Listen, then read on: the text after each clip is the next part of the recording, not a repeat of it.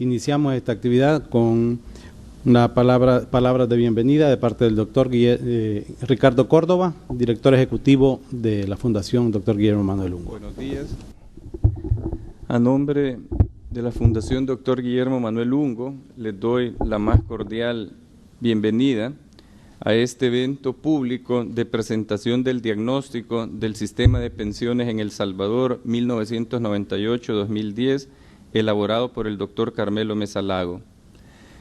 En el marco de nuestra agenda de investigación institucional, en el área programática de estudios sobre políticas públicas, se ha definido como una línea de trabajo a los sistemas de protección social y mercado laboral, por considerarla una temática relevante a nivel nacional. Es en este marco en donde se inserta el estudio que ahora se presenta. Habiendo transcurrido en nuestro país un poco más de 12 años desde la implantación de la reforma estructural llevada a cabo en 1998, la cual cierra el sistema público en el sentido de que no permite afiliados nuevos y lo reemplaza por un sistema privado de capitalización individual, nos pareció un tiempo suficiente para elaborar un estudio que buscara aportar al conocimiento sobre el funcionamiento del sistema de pensiones, sus avances, sus desafíos, así como formular propuestas que contribuyan a su mejora.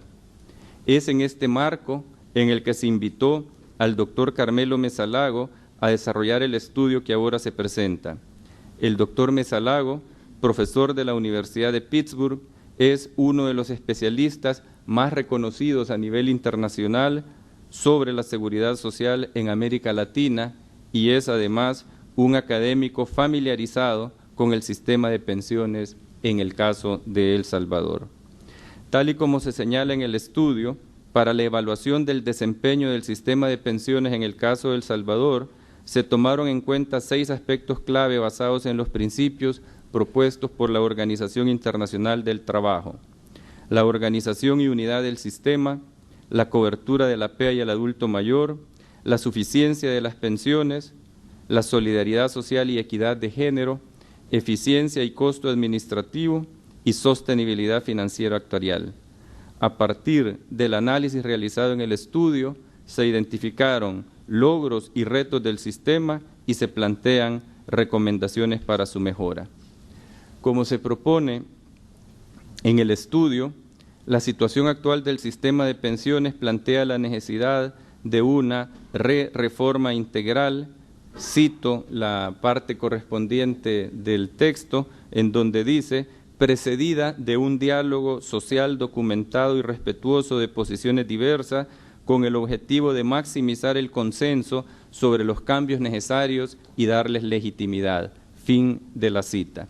Quisiera en esta oportunidad retomar una de las recomendaciones de política del estudio, cuando se propone, cito, una comisión ad hoc creada por la Presidencia de la República, fin de la cita, con representación de todos los actores clave para llevar a cabo este proceso de diálogo social que permita abordar los desafíos que enfrenta el sistema de pensiones en nuestro país. El Salvador cuenta con una ventana de oportunidad que representa el bono demográfico, pero que hay que saber aprovechar. Se requiere del impulso de políticas públicas que permitan aprovecharlo y, en particular, mejorar el funcionamiento y la capacidad de absorción en el mercado laboral de los crecientes incrementos de la población en edad de trabajar y en la calidad del empleo, de manera que permita un salario y los beneficios relativos a la seguridad social, así como invertir en capital humano, particularmente en los jóvenes. Publicamos este estudio como una contribución a la reflexión informada y el debate público sobre el funcionamiento del sistema de pensiones, sus logros y sus desafíos.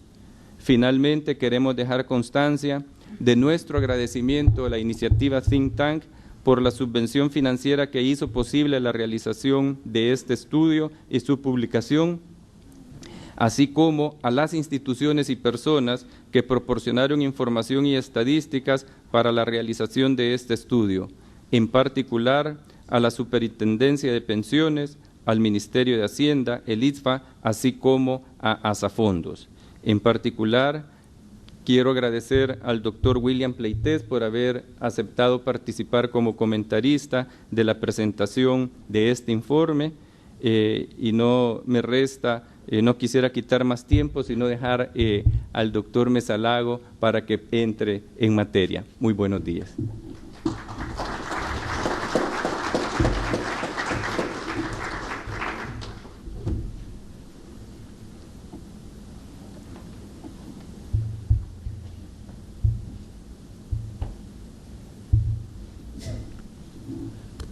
Buenos días, es realmente un placer y un honor estar aquí de nuevo en San Salvador. Llevo trabajando muchos años, en el 94 comencé con Ricardo Córdoba, en esa época hacer un estudio sobre pensiones. Quiero agradecer a todas las instituciones salvadoreñas. Yo realicé alrededor de 30 entrevistas cuando estuve aquí en la visita anterior, por supuesto a Ricardo, a Fundaungo y a todo su personal, Marilena, por el apoyo que han dado a este trabajo. Sin esa colaboración hubiera sido imposible realizar este estudio. Bueno, como ya les ha dicho don Ricardo, lo que vamos a hacer es básicamente analizar o hacer un diagnóstico del sistema basado en esos 5 aspectos que a su vez se fundamentan en principios convencionales de la OIT. Son los 6 que él enunció, y en cada uno de ellos vamos a hacer un resumen. El documento tiene 85 páginas, pequeña letra a 2 columnas, es imposible. Ya esto es un resumen muy apretado, yo no voy a poder tocar todos los puntos, pero ustedes van a tener el documento. Pero en cada uno de ellos yo haré un resumen de los logros, de los retos y entonces hacer sugerencias o recomendaciones para mejorar el sistema. Y después termino con las conclusiones. Comenzando con organización y unidad. Bueno, primero la reforma salvadoreña fue lo que llamamos una reforma estructural. Hubo un total de 11 en América Latina y de distintos tipos. La salvadoreña yo la he calificado como sustitutiva en el sentido de que reemplazó un sistema público de reparto con un sistema de capitalización administrado por las AFP privados. Es el segundo país, juntamente con Chile, que tiene el mayor grado de privatización. La cifra que yo he estimado para el año pasado es un 96% del total. Está en el SAP, que es el sistema privado, y solamente un 4% en el SPP. Así que es igual al porcentaje de Chile, a pesar de que son 13 años en este caso, en Chile desde el año 81. Bueno, y la reforma mejoró la unidad porque incorporó el IS y el INPEP al SPP, al sistema público, con regímenes homologados y una cotización casi uniforme. Hay una pequeña, un 1% solamente de diferencia. Además, creó la Superintendencia de Pensiones, única, con poder de regulación y vigilancia sobre todo el sistema. Incluyó al ITFA a partir de este año, y esto es uno de solo 4 países en toda la región que tienen esa superintendencia unificada. Claro, esa superintendencia ahora se va a unificar con otras 2 para que las 3 se conviertan en una sola. Tengo entendido que la semana próxima. Con respecto a los retos, a pesar de que ha habido un avance en términos de la unidad, todavía es un sistema segmentado.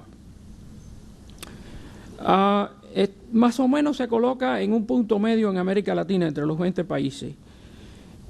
¿Por qué? Porque mantuvo al ITFA con condiciones y prestaciones muy generosas. Hay administraciones separadas en términos de infraestructura y personal para los asegurados del IS e INPEP, y el SAP tiene condiciones distintas como es lógico, al SPP. La pensión contributiva asistencial, que se llama aquí PBU, pensión universal, en realidad no es una pensión universal, es una pensión focalizada, no es un derecho, tiene una administración separada. Con respecto a las recomendaciones, lo primero es implementar el Sistema de Protección Social Universal, el SPSU, que estipula el plan quinquenal. Esto sería la base para la integración de las pensiones, en realidad para todo el sistema de protección social. También unificar las administraciones del ISS y el INPEP en un nuevo ente público, autónomo, y esto resultaría en una serie de ventajas: reducción de costos administrativos, mejor coordinación, mayor facilidad, etcétera, para gestionar las pensiones. También hay que integrar o coordinar las pensiones contributivas con las no contributivas, el PBU, y fortalecer la autonomía y carácter técnico de la superintendencia, extender su poder regulatorio. Ya lo único que queda es pensiones de invalidez y sobrevivientes por riesgos profesionales. Con eso completaría toda la cobertura o toda la vigilancia del sistema de pensiones. Claro que ahora esta superintendencia va a estar unida a las otras dos. Y por último, pero no lo menos importante, evitar la creación de nuevos esquemas de pensiones contributivas. Esto es un verdadero problema en América Latina. El Salvador está en mejor posición que otros países porque hay casos en que el sistema es extremadamente segmentado. Mientras más segmentado el sistema, eso afecta a todos los otros principios o aspectos que estamos discutiendo aquí. Y fomentar pensiones complementarias voluntarias. Y pasamos al segundo punto, que es la cobertura. Bueno, aquí tenemos un problema, que es uno de varios problemas, y es que la cobertura puede ser medida por encuestas o por estadísticas institucionales. Las cifras no son iguales.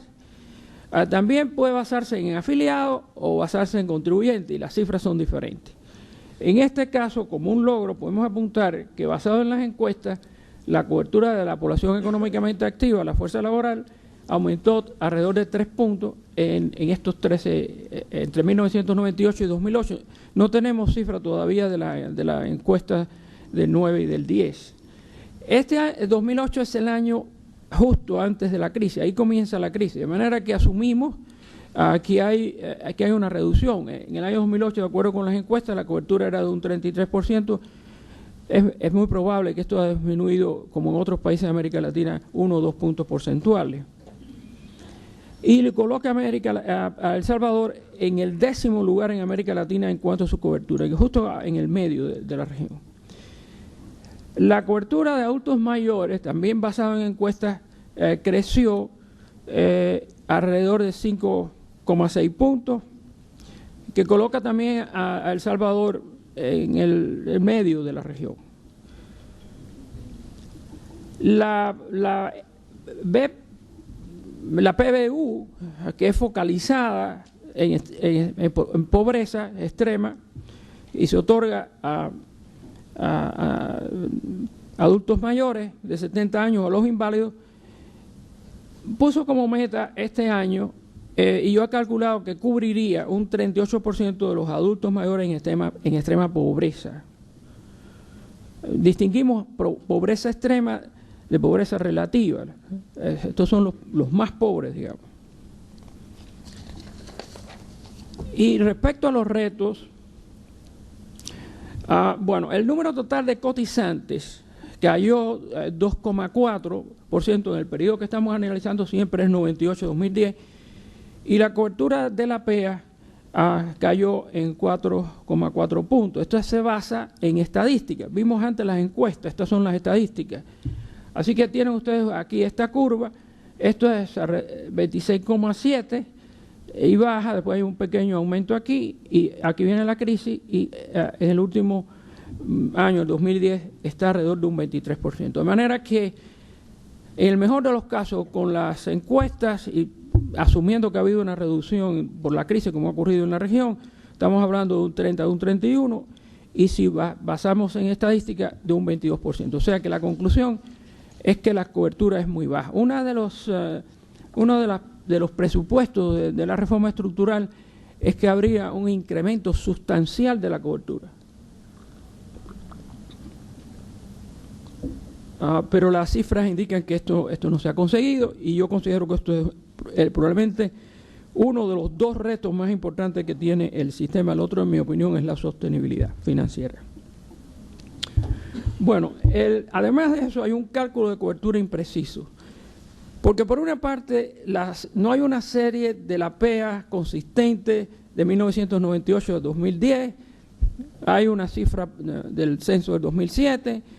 Yo intenté en el trabajo, y esto fue una de las cosas más dificultosas, hacer esa serie consistente, pero hay que resolver este problema, porque no existe una serie para la PEA, que es la base para estimar la cobertura. Pero por otra parte, cuando usamos la cifra de cobertura, les dije que hay una diferencia entre afiliados que sobreestima considerablemente la cobertura. Por ejemplo, la cifra para mediados de este año está, si no recuerdo mal, es alrededor de 105% de la PEA, lo cual es absolutamente imposible, porque además eso ni siquiera incluye a las Fuerzas Armadas. Mientras que la base de cotizantes, como ustedes vieron, es solamente un 22%.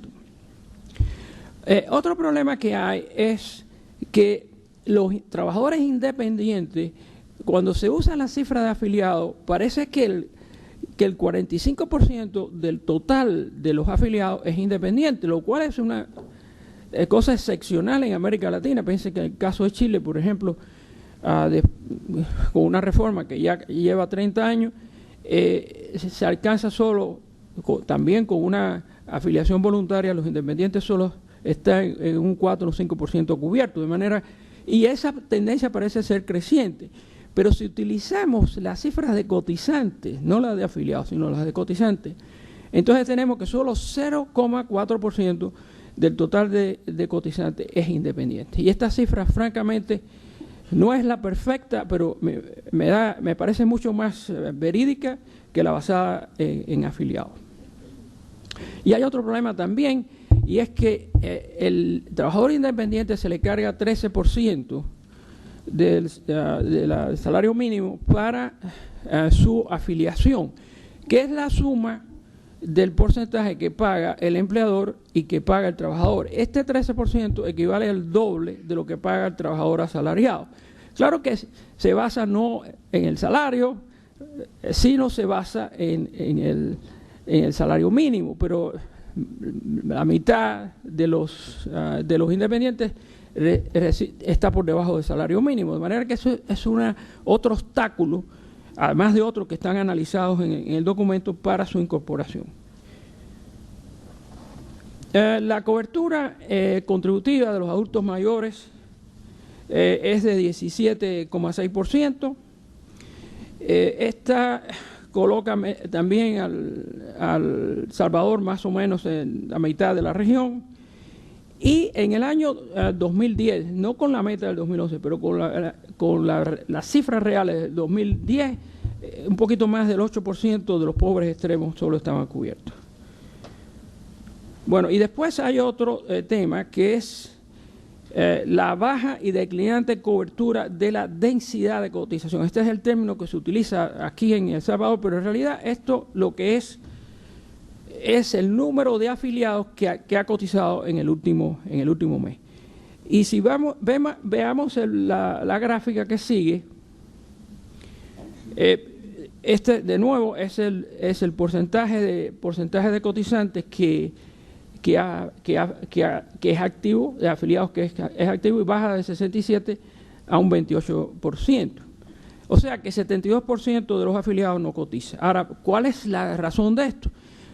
Una importante razón es de que las AFP han afiliado a un gran número de jóvenes e independientes a fin de registrarlos para cuando comiencen a trabajar, pero no están trabajando, por tanto no cotizan. También tenemos el tema de que El Salvador tiene el tercer sector informal más grande en toda la región. Estamos hablando de más de la mitad de la fuerza laboral es informal. En los informales, el grupo mayor es el de independientes. Vieron ustedes los obstáculos que hay para su incorporación. Otros son trabajadoras domésticas, trabajadores agrícolas no formales, empleados en microempresas, y es extremadamente difícil afiliar a este grupo y que cotice. Y también tenemos un tema que la incidencia de pobreza es alta, es alrededor de un 47%, aunque hay cifras diversas, y está estancada.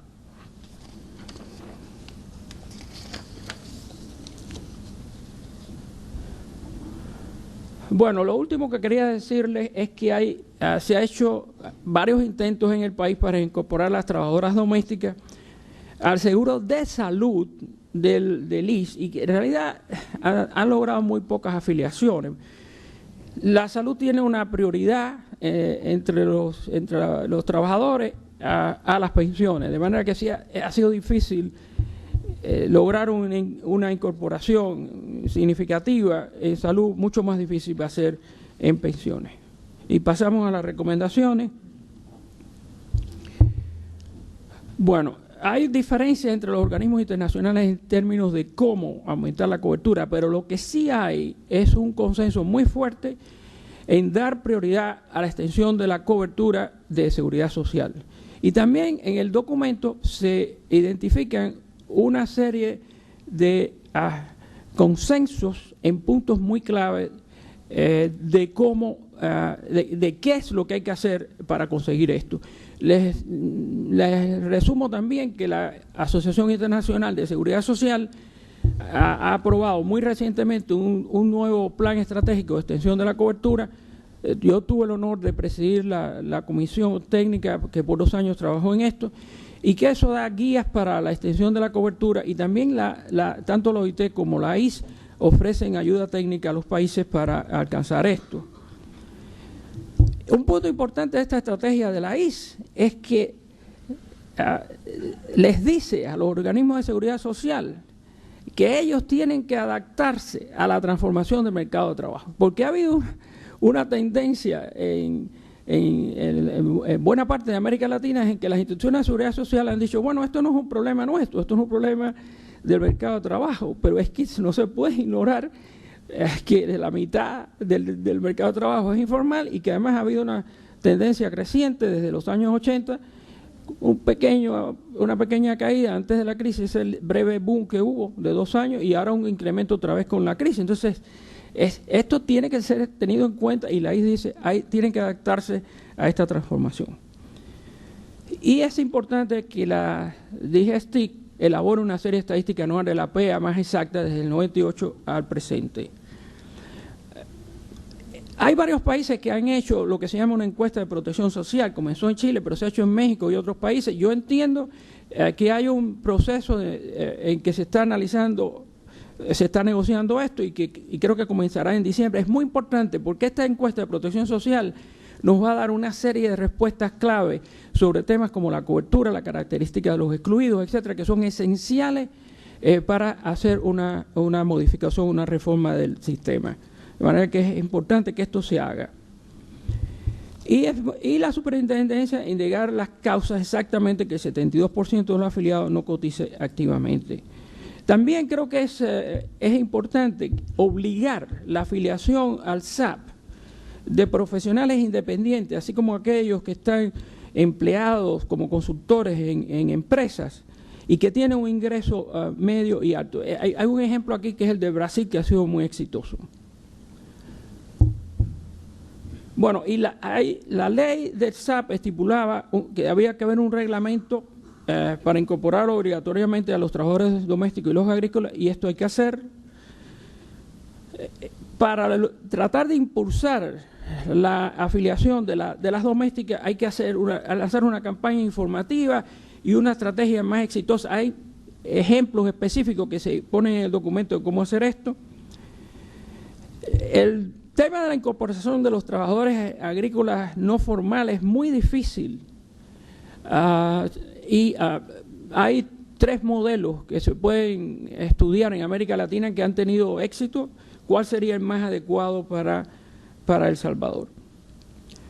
Y también hay una larga lista de recomendaciones sobre cómo hacer más flexible la incorporación de informales, cómo ajustar además la pensión a su capacidad de pago. O sea, tendrían que pagar menos cotización, pero sus pensiones se ajustarían proporcionalmente a las cotizaciones pagadas. Hay una experiencia en América Latina de varios países en que, aun cuando se decretase la obligatoriedad de la incorporación de los trabajadores independientes, esto no es ayuda. Hay países que han logrado hasta un 30% de cobertura, pero es muy importante que los trabajadores independientes de bajo ingreso reciban un subsidio estatal, que tiene que estar focalizado en los de bajo ingreso, bien hecho, y eso ayudaría enormemente a extender la cobertura. Este subsidio estatal sería un reemplazo de la contribución del empleador que estos trabajadores no tienen. Y también pudiera hacerse con los trabajadores agrícolas y domésticos. Y extender la PBU a la totalidad de adultos mayores en pobreza extrema. Y pasamos a suficiencia.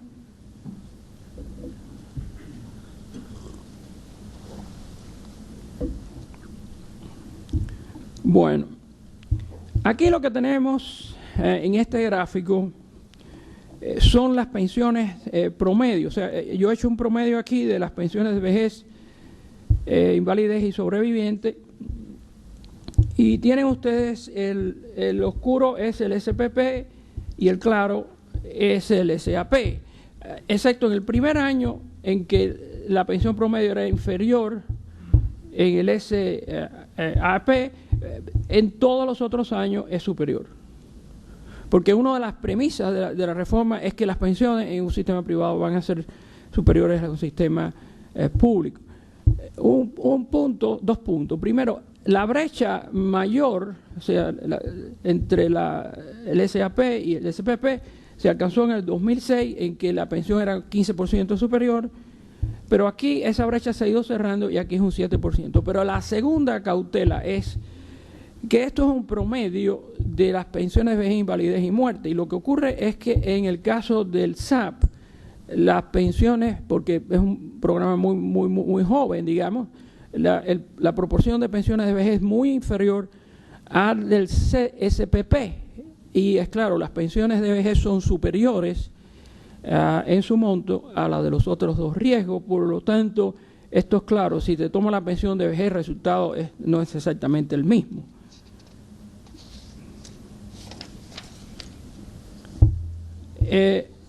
Otros logros es que los certificados de traspaso, que son los que es un estimado del valor de las cotizaciones hechas al sistema público por los que se pasaron al SAP, son ajustados a la inflación, y después se crearon esos CTC, estos certificados de traspaso complementario, para financiar la diferencia en la pensión de afiliados que se trasladaron al SAP, pero que hubieran recibido una pensión mayor si estuvieran en el SPP.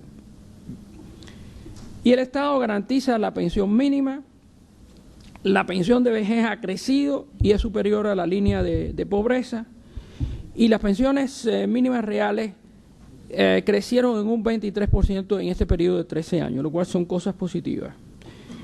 Además, la pensión no contributiva focalizada, o sea, la PBU, aunque es menor a la línea de pobreza, es mayor a la canasta básica de alimentos, que es lo más esencial. Y por último, debe haber una brecha entre la PBU, la pensión mínima y la pensión promedio contributiva. ¿Por qué? Porque si están muy cerca los montos de unas de otras, eso crea un desincentivo a la afiliación al sistema contributivo. O sea, si yo voy a estar cotizando toda mi vida y voy a recibir una pensión mínima que es muy parecida a la PBU, entonces mejor evado.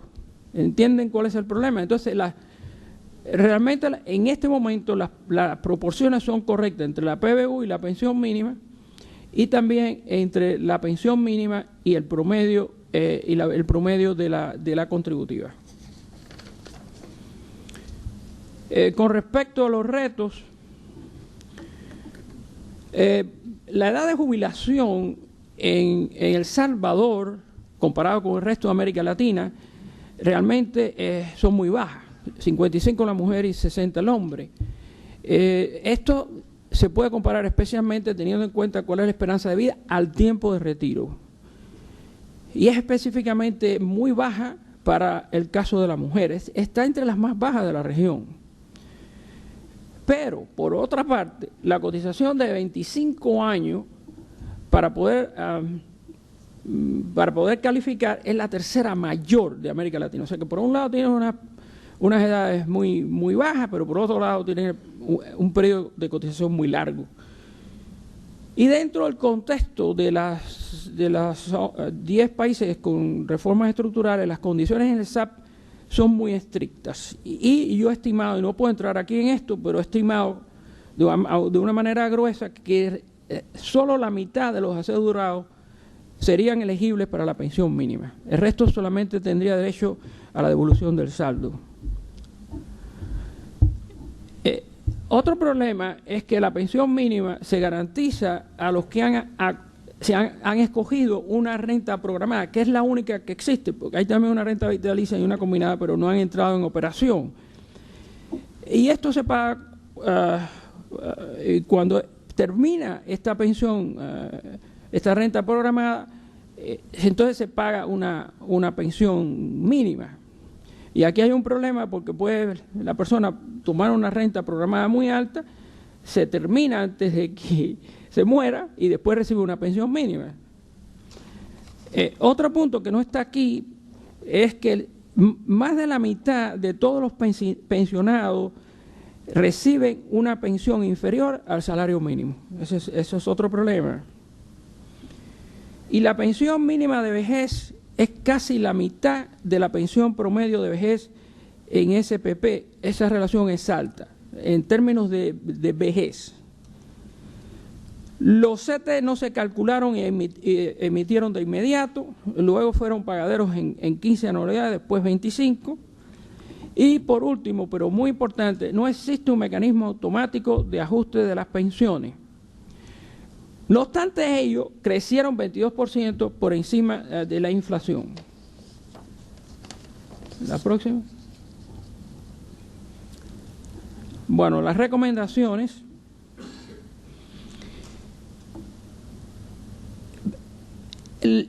Para mí lo más importante es hacer un estudio actuarial. Y yo recomiendo que lo realice la Organización Internacional de Trabajo. Tiene una experiencia enorme en esto. Excelentes actuarios han trabajado en América Latina por muchos años, porque el último estudio actuarial que se hace para el SAP y SPP de Melinsky fue en el año 2009, pero con cifras del 2008.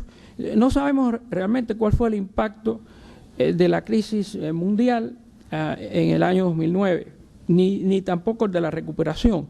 Además, este estudio es importante para poder analizar qué efecto tendrían cambios que se están proponiendo en términos de adquisición de derechos, por ejemplo, años de edad, periodo de cotización, y qué resultados tendrían. La OIT también hace como costumbre, ayuda a los países, en este caso sería la superintendencia, a desarrollar un modelo computarizado en que se puedan entrar los cambios, o sea, se proponen cambios, por ejemplo, en la Asamblea Legislativa, cuando esto se discutiese, y esto nos diría estos cambios, un aumento de la edad, una reducción del periodo de cotización, qué impacto tiene esto en el sistema, en los asegurados, y también nos proyectaría el costo fiscal. Así que esto es un punto muy importante en las recomendaciones. También, en términos de la pensión contributiva, actualizar las tablas de mortalidad, invalidez y familiares dependientes, e implantar la renta vitalicia y la combinada. Con respecto a la pensión mínima, hacer proyecciones con asistencia técnica internacional, que podría hacer la OIT también, sobre el porcentaje de asegurados que obtendrá la pensión mínima. Yo lo que he hecho es un estimado a grosso modo, pero esto hay que hacerlo de una manera más científica. Y también proyecciones de la tasa de reemplazo promedio en el SAP y el SPP. Y por último, aquellos que escogen una renta programada, habría que eliminar la pensión mínima para evitar esa cuestión de que la tomen muy alta y después el Estado tiene que venir y pagar la pensión mínima. Y ser más prudentes en aumentar la pensión mínima en el SPP, que ha crecido considerablemente. Con respecto al ajuste o la revalorización de las pensiones, establecer la obligación de ajustar anualmente dichas pensiones al índice de precios al consumidor o una variación relativa del salario promedio cotizable. De hecho, ha costado más lo que se ha hecho que si esto se estableciera como un derecho. Y dictar los reglamentos de ajuste que están prescritos en la ley SAP. En cuanto a la PBU, yo sugeriría primero cubrir a todos los adultos en pobreza extrema y después a los pobres relativos, con una focalización efectiva. Eso es muy importante para evitar de que haya polizontes, que haya personas que reciben esas pensiones cuando en realidad no son pobres. Y también evaluar el impacto de estas pensiones en la reducción de la pobreza. Hay evidencia amplia en América Latina que las pensiones no contributivas han reducido la pobreza, pero es importante hacer esto en El Salvador. Y no aumentar el monto de la PBU sin un ajuste proporcional a la pensión mínima para evitar desincentivos a la afiliación al sistema contributivo que ya he mencionado.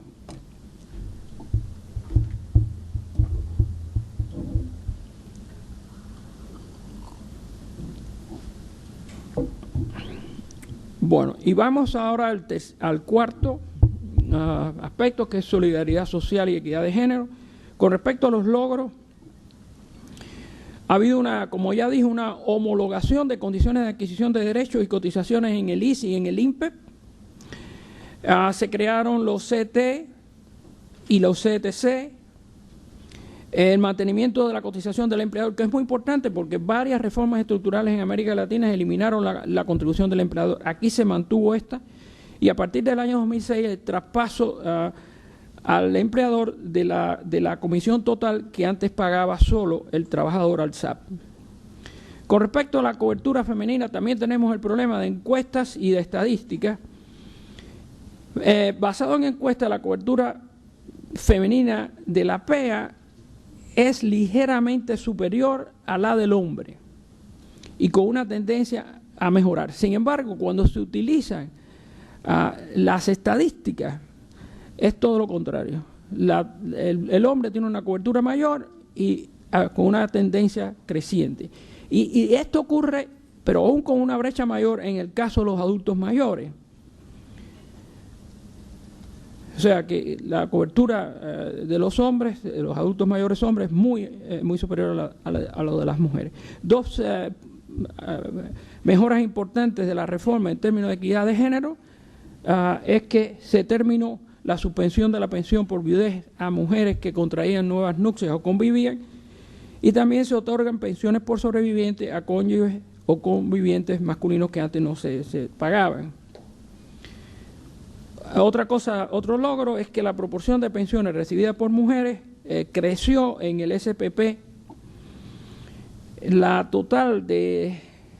pensión total de la SAP casi ha igualado a la de la SPP, y la brecha entre la pensión promedio femenina y la masculina ha disminuido en la mayoría de las pensiones.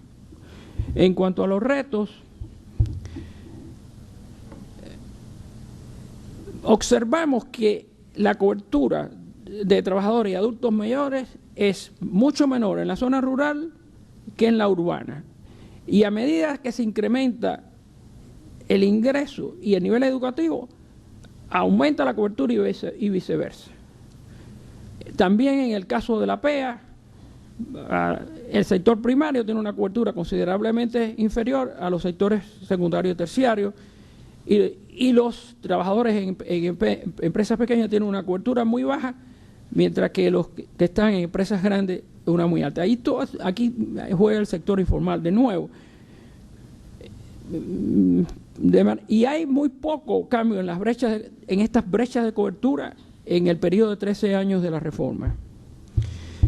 La SAP excluye la solidaridad social porque hay una propiedad de la cuenta individual, no se comparte, y en realidad los elementos solidarios del sistema, como son la pensión mínima, el CT, el CTC, el PBU, son garantizados o financiados total o parcialmente por el Estado. En el documento hay una lista de elementos antisolidarios preexistentes que fueron mantenidos por el SAP, pero también cómo el diseño del sistema introduce nuevos elementos antisolidarios en el sistema, en el SAP. De nuevo, no puedo detallar esto, pero tienen ustedes estos en el documento. Y la cobertura de la mujer cotizante, antes estábamos hablando de encuestas afiliados, no, cotizante es menor a la del hombre. Y pasamos a las recomendaciones. Con respecto a la solidaridad social, aplicar las políticas sugeridas en este informe para robustecer la solidaridad y aminorar los elementos antisolidarios del sistema. Realizar un estudio que mida el impacto de la reforma en equidad, solidaridad y distribución del ingreso. Homologar lo más posible las condiciones del IPSA con las del sistema general. Recuerden que tienen condiciones muy generosas. Claro, teniendo en cuenta las peculiaridades de los asegurados en las Fuerzas Armadas. Y por último, estudiar la viabilidad de mecanismos de solidaridad que han sido introducidos por la reforma de Chile bajo la presidencia de Michelle Bachelet en el año 2008. Creo que hay una serie de cosas importantes, pero hay que ver si son factibles en El Salvador. Y en cuanto a la equidad de género, hay distintas razones de discriminación por género. Unas vienen determinadas por el mercado de trabajo. Por ejemplo, se paga a la mujer un salario inferior al del hombre por trabajo igual. Eso no puede corregirlo la Seguridad Social. Claro, eso tiene que ser hecho por la ejecución de la norma que existe en este sentido. Pero hay otras inequidades de género que son introducidas por el sistema mismo, que lo tienen ustedes aquí. Por ejemplo, en este caso yo recomiendo dar cobertura a trabajos que son predominantemente femeninos. Por ejemplo, las mujeres, la mayoría de los trabajadores informales son mujeres, las trabajadoras domésticas, la gran mayoría son mujeres. Si se da cobertura a estos grupos, eso va a mejorar la cobertura femenina general. El segundo punto es compensar la diferencia en el monto menor de la pensión por mayor esperanza de vida femenina. La mujer se retira con 5 años menos que el hombre y tiene un promedio de vida de 4 o 5 años más. Entonces son 10 años sin cotización más o los otros problemas de un salario menor, etcétera. De manera que su densidad de cotización es también menor porque se sale de la fuerza de trabajo y entonces cuando se le calcula la pensión se hace con tablas diferenciadas de mortalidad para el hombre y la mujer y resulta en una pensión muy baja. Y yo sugiero que se utilice una tabla igual o unisexo de mortalidad para ambos. Y por último es que si el hombre se divorcia de la mujer, se queda con la pensión y la mujer queda desamparada. Y lo que propongo es una cuenta individual conjunta para la pareja. En caso de divorcio, juntar los derechos, en caso que la mujer tenga también, de pensiones adquiridos y dividirlo entre los cónyuges. Y pasamos al punto 5.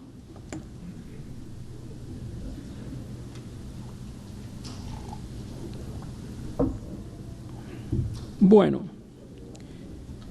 la comisión que se cobra se divide en dos partes. Una comisión neta por la administración del programa de vejez por la AFP y una prima que se paga a una compañía de seguro comercial por los riesgos de invalidez y sobreviviente. Esta comisión bajó 0,5 puntos, pero en un periodo de 13 años es una bajada pequeña en realidad. El depósito en la cuenta individual creció a casi 3 puntos porcentuales y el costo administrativo bajó 9 puntos, pero esto se concentró en los primeros 4 años del sistema y después se estancó. Cada AFP hace hace una licitación anual para la contratación de seguro de invalidez y sobrevivencia. Hay toda una serie de medidas que han sido introducidas en el SAP que son positivas para mejorar la eficiencia. No puedo entrar en esto porque no tengo el tiempo, pero están ahí en el documento, ustedes las van a encontrar.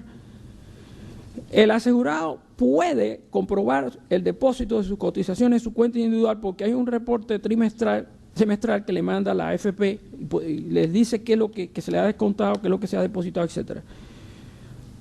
Los asegurados y pensionados que tengan queja o denuncia tienen 3 instancias para acudir: la superintendencia, la defensoría, la procuraduría.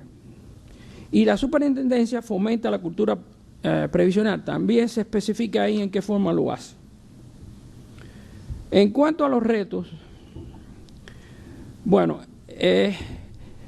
el número de AFP disminuyó de 5 a 2, aquí lo tienen ustedes. Y no se ha logrado crear una tercera AFP a pesar de esfuerzos que se han hecho en ese sentido. No hay, por tanto, competencia. En realidad lo que hay es un duopolio y con una altísima concentración. Es la concentración más alta en América Latina. Era con Bolivia, con una diferencia que en Bolivia el costo administrativo era menor al salvadoreño, pero Bolivia a partir de este año cerró el sistema privado y lo convirtió en público. ¿Por qué es esto? Porque el mercado de asegurado en El Salvador es muy pequeño. Y hubo varios informes, incluyendo uno nuestro, que advirtió que iba a ocurrir este problema. Ustedes tienen un mercado asegurado muy pequeño y no hay espacio para tantas FP. Y yo predije personalmente que se reducirían a 2. Y siento que esto ocurrió. El otro punto es que la libertad de escoger entre las 2 AFP se redujo de 2 veces a 1 vez al año. Hay ciertas razones para esto, yo no puedo entrar en esto. El hecho es que se redujo. Y hay solo 2 AFP, no hay gran diferencia en los indicadores entre ellas. Y por tanto los traspasos anuales entre las AFP se redujeron de 16% a 0,2%. Esta es la proporción más baja en todos los sistemas privados, y tienen ustedes aquí los traspasos que son bajísimos con ustedes.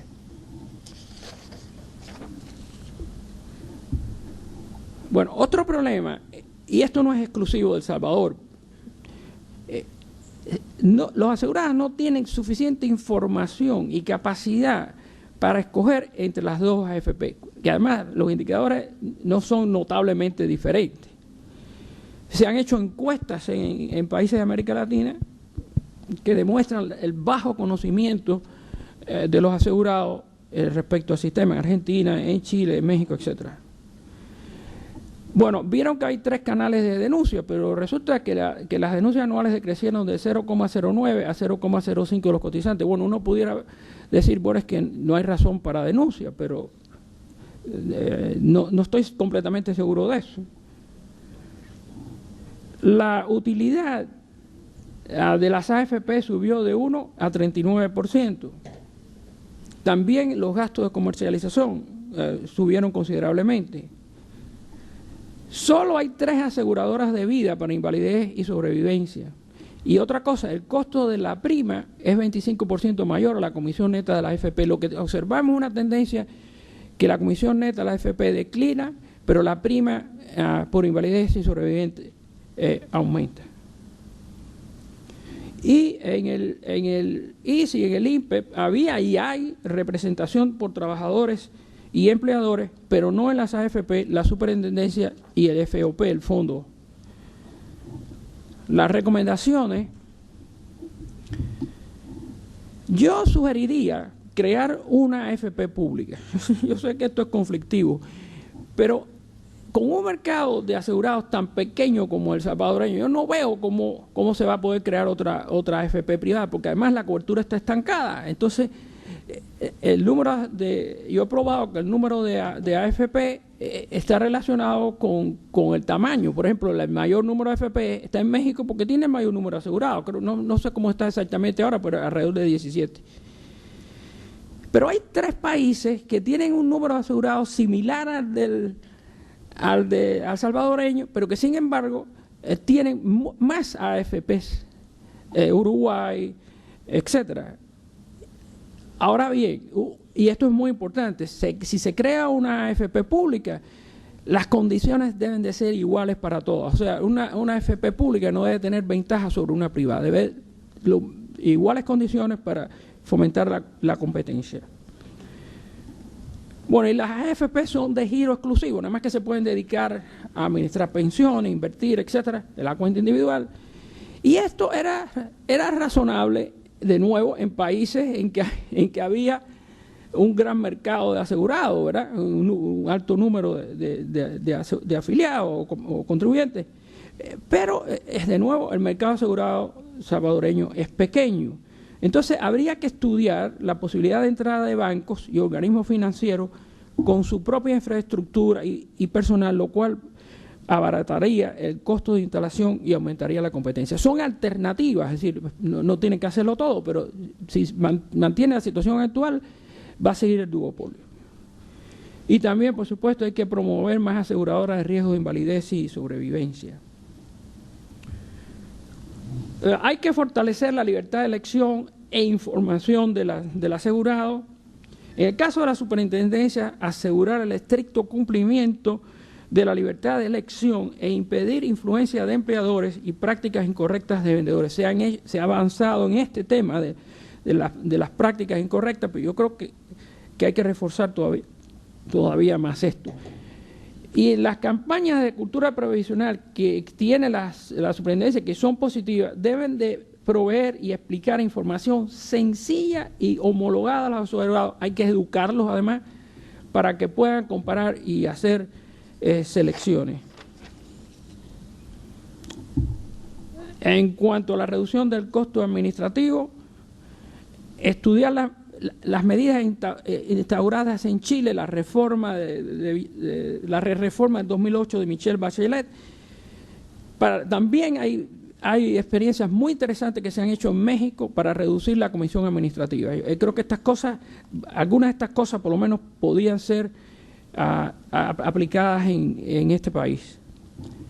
Y la superintendencia, impedir cualquier posible colusión entre las dos AFP y las 3 compañías de seguro de vida y asegurar que la licitación anual es transparente y escoge la compañía más competitiva.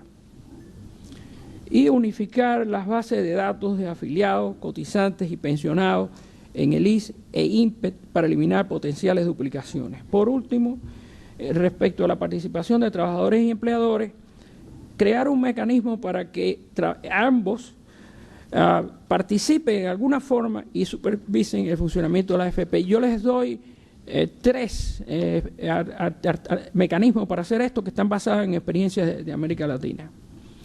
Bueno, y pasamos al último, la sostenibilidad financiera actuarial. Yo les decía al principio que para mí, si ustedes me obligan a decir cuáles son los problemas fundamentales, yo diría baja cobertura y relativamente estancada y un problema muy serio de sostenibilidad financiera actuarial.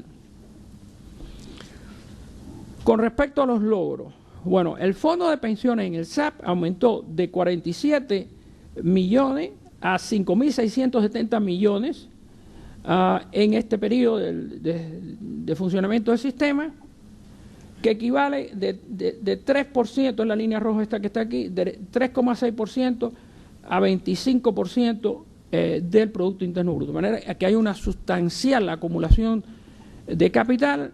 Esto es un logro indudable comparada especialmente con lo que había en el sistema público antiguo.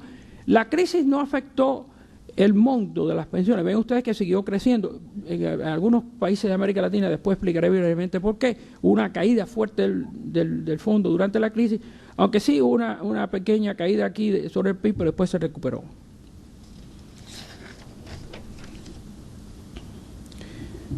Bueno, la rentabilidad anual se tornó negativa en el 2008. Vieron que el monto no cayó, pero la rentabilidad sí cayó. Hay 2 formas de medir la rentabilidad. Una es anualmente y van a ver que oscila, ¿verdad? Y fue negativa en el punto peor de la crisis. Y después hay una que llamamos histórica, que es el promedio anual desde el momento en que comienza el sistema a la fecha Y esa, en mi opinión, es más importante porque nos da una idea de qué rentabilidad tiene y qué tendencia tiene. Y fíjense que es muy importante porque la pensión va a ser financiada no solo por las cotizaciones, sino en realidad, si hay una alta rentabilidad, el grueso de financiamiento va a venir por la inversión. De manera que esto es un asunto muy importante. Sin embargo, en otros países como en Chile y Perú, hubo una caída en el monto del fondo y hubo una caída muy fuerte en la rentabilidad anual, mucho más. ¿Por qué? Porque eso se debe a la composición de la cartera. En el caso de El Salvador, como vamos a ver, el grueso de la cartera estaba y está en títulos de deuda pública con renta fija. Es claro, estos instrumentos no son afectados por la crisis, por lo menos a corto o mediano plazo. Por el contrario, los países que tienen una cartera más diversificada y tienen invertido en acciones nacionales y en emisiones extranjeras, eso cayó fuertemente en la crisis. Bueno, ustedes podrían aquí llegar a la conclusión de que es mejor tener una cartera no diversificada que diversificada. Error. Porque en el caso de todos los países de América Latina, sistemas privados, pero también públicos, no solo recuperaron el monto y la rentabilidad, sino que lo han excedido con cifras de fines del año 2010 y lo que tenemos en lo que va del 2011.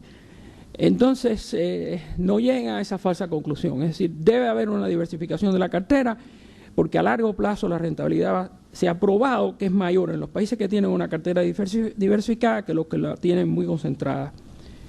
Y la superintendencia tomó medidas para detectar y recuperar la mora y corregir los rezagos. Eso está muy bien documentado en el informe. Y también se hizo la primera evaluación actuarial del SPP en SAP en el 2009 y una en el IPSA en el 2010, después de 10 años sin efectuar una evaluación actuarial. Los retos. Bueno, la cotización total, 13% en el SAP y 14% en SPP, es la tercera mayor en la región.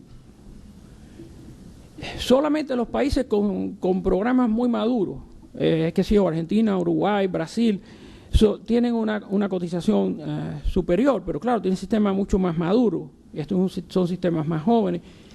Y es muy difícil subir esta cotización. Es importante habría que subir quizá la cotización para restablecer, para reducir la deuda previsional, para aumentar las pensiones, etcétera. Pero esto es muy difícil de subir. Bueno, a pesar de las medidas que ha tomado exitosa la superintendencia para reducir la evasión en mora, todavía son importantes y hay una serie de indicadores que se dan en el documento para mostrar esto. Solo les doy aquí una muestra que hay 8 inspectores del Ministerio de Trabajo a cargo de la evasión mora de 40.000 empresas. Es muy poco, ¿verdad? La relación de cotizantes por un pensionado en todo el sistema cayó de 7,4 a 4,2. Déjeme decirle qué importancia tiene esto. A medida que madura un sistema y envejece la población, la relación de cotizantes por un pensionado es muy importante porque los cotizantes son los que financian, ¿verdad? Va bajando. Y ustedes podrían decir, bueno, pero todavía es un 4, ¿verdad? Todavía es un 4 cotizantes por un asegurado. Aunque estática en los últimos años, disminuirá con rapidez según madure el SAP y envejezca la población. Y aquí tenemos una gráfica que les muestra esto. Claro, el SPP, porque se quedó con 4% de los cotizantes, pero con el grueso de las pensiones, esto es ínfimo, es menos de un 1%, como ven aquí. Pero aquí tenemos lo que es importante, que es la SAP. Pero vean ustedes cómo esto va bajando con rapidez y se va a acelerar. Y este es el promedio, ¿verdad? Entonces, El Salvador todavía es un país relativamente joven, pero hay un proceso de envejecimiento que se va a acelerar y eso va a reducir esta relación de cotizantes por un pensionado.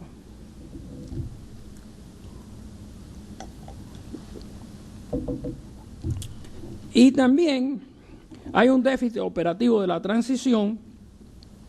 Se produce un déficit porque, de nuevo, se cierra el SPP, se queda con 4% de los cotizantes, pero tiene el grueso de las pensiones. El otro es un sistema muy reciente. Y entonces se producen, los ingresos son inferiores a los egresos, se produce un déficit que llamamos déficit operacional. Ese déficit en este periodo fue de 2.812 millones de dólares o 1.5% del PIB y no muestra declive. Aquí tienen ustedes el balance de ingresos del SPP. Aquí hubo ven que esto es negativo, esto es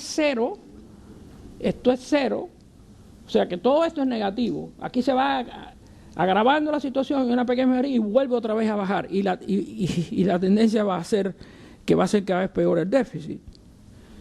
Y las transferencias mediante SIP, certificado de inversión previsional, financian, que las compran las AFP de manera obligatoria, financian el 92% de este déficit. Aquí tienen ustedes dos pasteles, no sé cómo se dice, país. Esta es la deuda pública, como ven ustedes aquí era 65, aquí es 83%, y alrededor de la mitad de estos son SIP. Certificado de inversión provisional. El problema con estos certificados de inversión provisional que tienen que comprar las AFP, y que fue un mecanismo para resolver el problema del déficit fiscal, es que pagan en total 1,2% de interés, que cuando se ajusta a la inflación se convierte en negativo. Entonces, aquí hay un problema muy serio y se los planteo, y además se lo he planteado a las autoridades de este país, y es que en la práctica los asegurados están dando préstamos con interés negativo al Estado y sus pensiones van a ser afectadas porque el 83% está en esto, la mitad son SIP y lo que están generando es un interés negativo. Esto es un problema muy serio.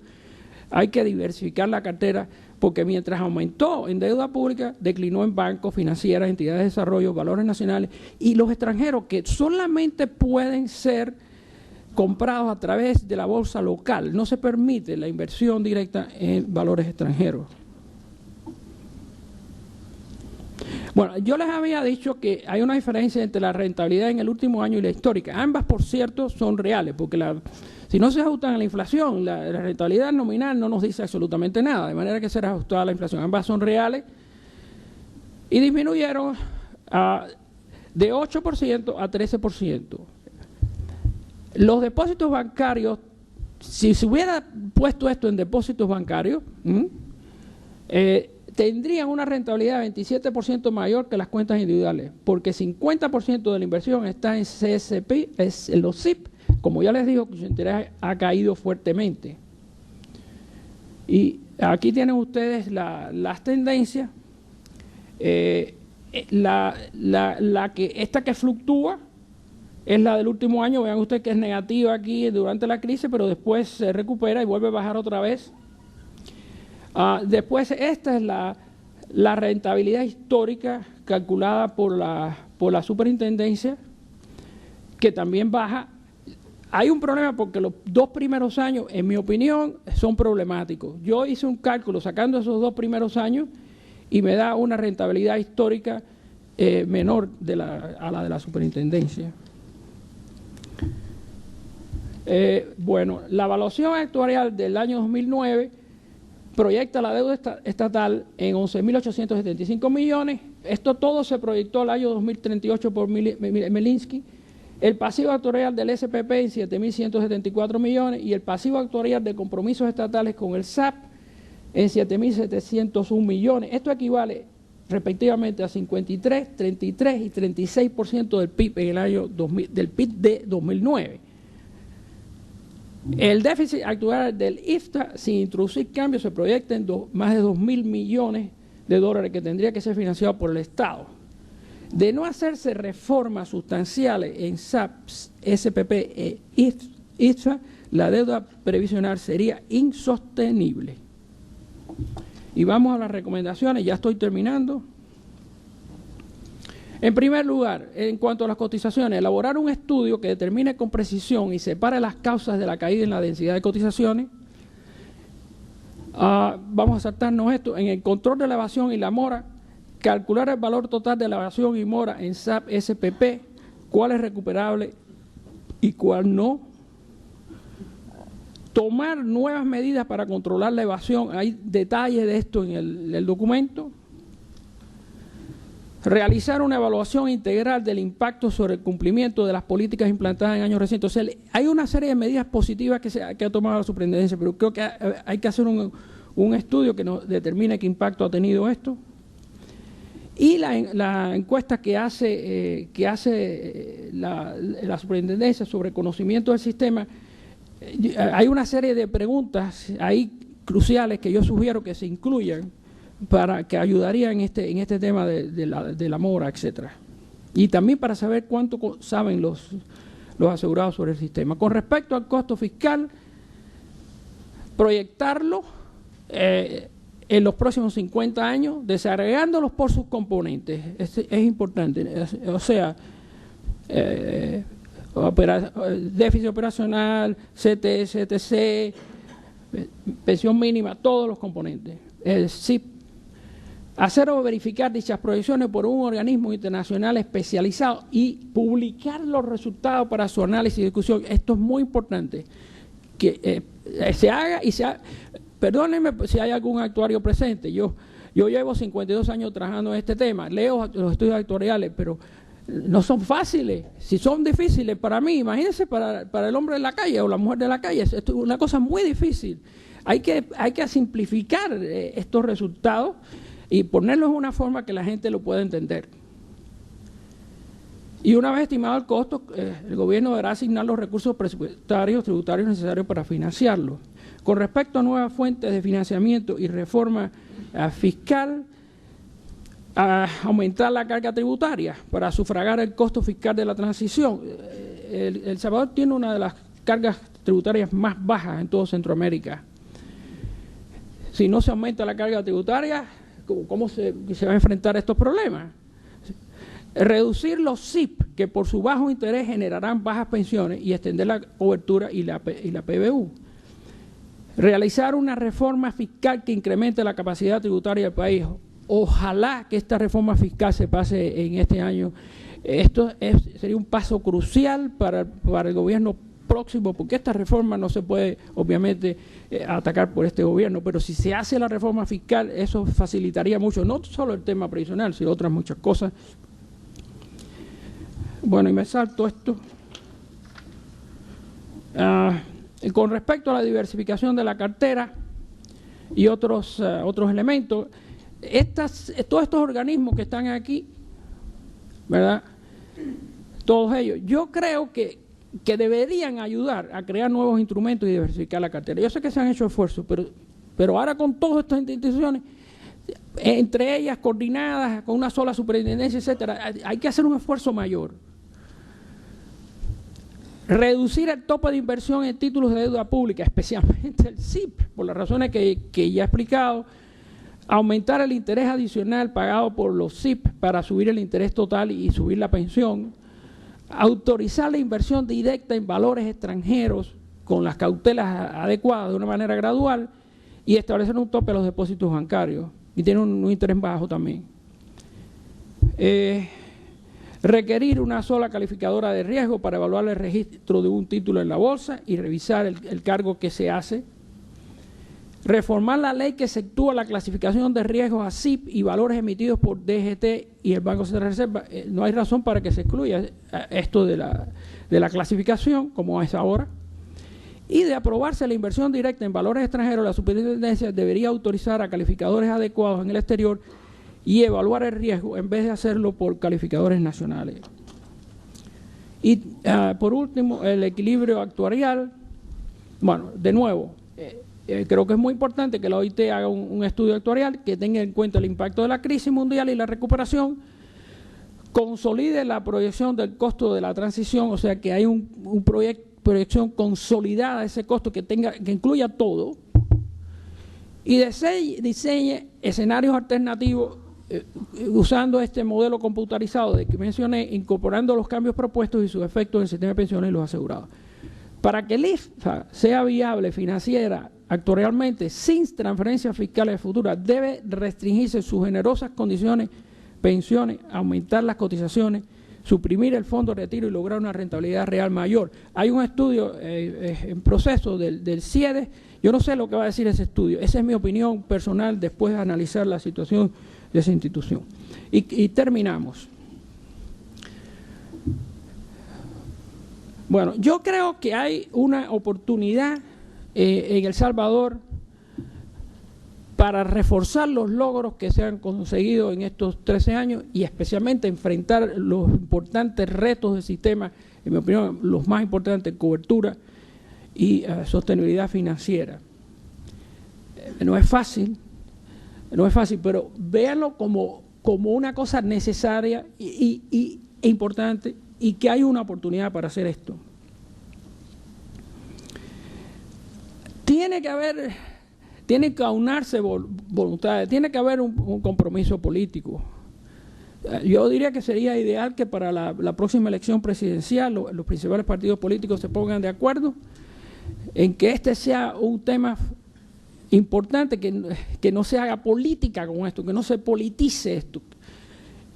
Y por supuesto después, ya lo mencionó Ricardo, tiene que haber un diálogo social, que no se haga lo que se hizo en el 98, que no hubo discusión, que haya un diálogo social, que se cree una comisión ad hoc. Decimos una comisión ad hoc porque el Consejo Económico y Social está abrumado con trabajo, solamente con el pacto fiscal tiene la mano llena, y mejor sería una comisión ad hoc del presidente, al estilo más o menos de lo que se hizo Chile muy exitosamente, con representación adecuada de todos los sectores. Bueno, y aquí, si se siguen estas recomendaciones, habría una mejor integración del sistema, expandir la cobertura de la PEA y los adultos mayores, infundir solidaridad social y mejorar la equidad de género, mejorar las pensiones, e incrementar la eficiencia y la competencia, así como reducir el costo administrativo, lograr la participación social y fortificar la sostenibilidad financiera del sistema. Eso se lograría si esas recomendaciones se siguen. Y también lo anterior conduciría a una disminución de la pobreza e impulsar el desarrollo humano en El Salvador. Quedan algunos años con una ventana de oportunidad demográfica. Esto quiere decir que hay un proceso de envejecimiento y que después se va a acelerar. Una vez que se acelere eso, los costos van a ser mayores. Mientras más se demore la reforma, mayor será la deuda, más duros serán los cambios, de manera que mi esperanza es que este informe contribuya a un debate público sobre el tema y que eventualmente se dicte la reforma necesaria para mejorar el sistema de pensiones salvadoreño. Muchas gracias.